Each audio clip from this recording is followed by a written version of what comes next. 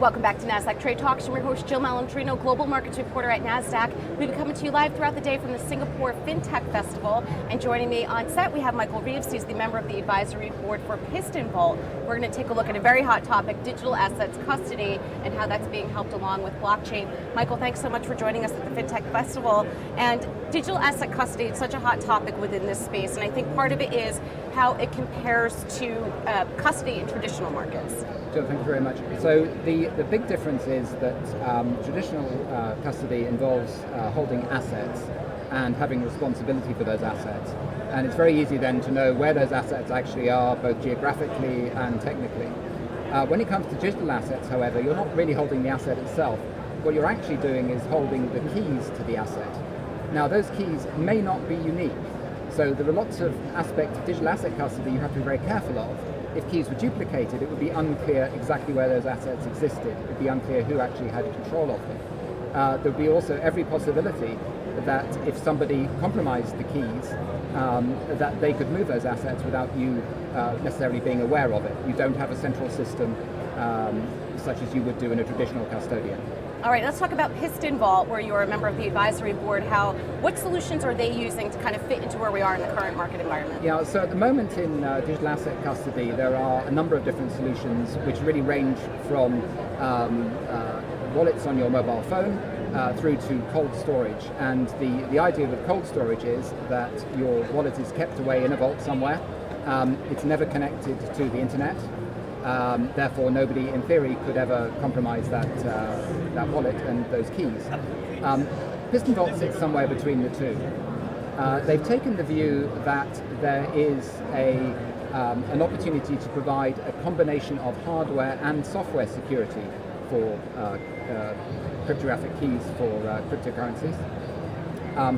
And what they've done is come up with this very exciting solution where there are multiple channels of control for each piston. The keys are kept offline, so they're not connected to the internet. And then when you need to actually sign a transaction, the keys are actually connected to the internet for the term of the signature, and then they're automatically removed again. Now, the beauty of this is that in traditional custody, you have banks who are very, very good at making sure that people can't pick up a telephone, con their way in, move assets that they shouldn't be able to. If you want to put that kind of infrastructure into the crypto world, it costs you just as much as it does to do in a bank.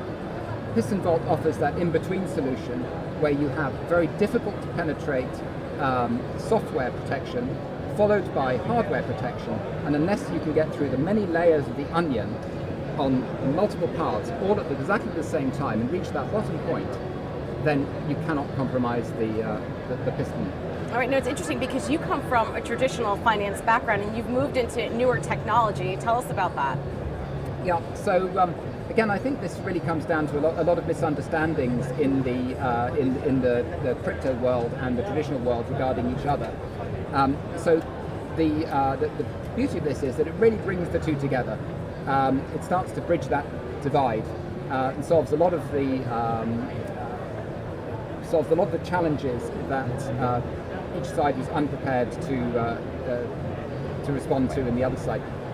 The huge thing I think with this now is that there are many, many more traditional financial institutions who are looking to move into crypto custody. Right. And as I say, this I think is one of the answers to that sort of problem. All right, so Piston Vault, where's the company now, and where do you think it's going to go going forward? Yeah, so Piston Vault has now built its first prototype.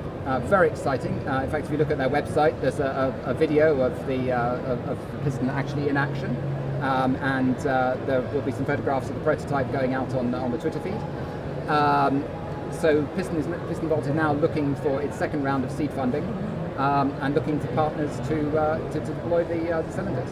All right, very exciting. Thanks so much for joining us at the Fintech Festival. And thank you for joining me throughout the day on Trade Talks. I'm Jill Malandrino, Global Markets Reporter at Nasdaq.